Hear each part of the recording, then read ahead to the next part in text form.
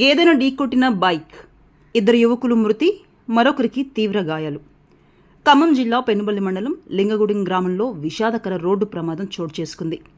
రోడ్డుపైకి అకస్మాత్తుగా వచ్చిన గేదెను బైక్ ఢీకొనడంతో ఇద్దరు యువకులు మృతి చెందగా మరో యువకుడు తీవ్ర గాయాలతో ఆసుపత్రిలో చికిత్స పొందుతున్నారు. లింగగూడెం గ్రామానికి చెందిన పద్దం విష్ణు, గోపరాజు కలిసి విఎం మంజర్ బస్టాండ్కి వెళ్లి అక్కడ ఉన్న తమ స్నేహితుడు మిడియం శివను బైక్పై ఎక్కించుకుని తిరిగి గ్రామానికి వస్తుండగా ఈ ప్రమాదం జరిగింది. గ్రామ శివారులో అకస్మాత్తుగా గేదె రోడ్డుపైకి రావడంతో బైక్ అదుపు తప్పి గేదెను బలంగా ఢీకొట్టింది. ప్రమాదంలో పద్దం విష్ణు తీవ్ర గాయాలతో అక్కడికక్కడే మృతి చెందాడు.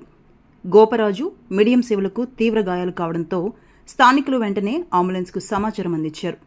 క్షతగాతులను పెనుబల్లి ప్రభుత్వ ఆసుపత్రికి తరలించి చికిత్స అందించగా చికిత్స పొందుతూ మిడియం శివ కూడా మృతి చెందాడు. మరో యువకుడు గోపరాజు పరిస్థితి విషమంగా ఉన్నట్లు వైద్యులు తెలిపారు. ప్రమాద తీవ్రతను బట్టి చూస్తే బైక్ అధిక వేగంతో ప్రయాణించడం కూడా ప్రమాదానికి ఒక కారణమై ఉండవచ్చని స్థానికులు భావిస్తున్నారు.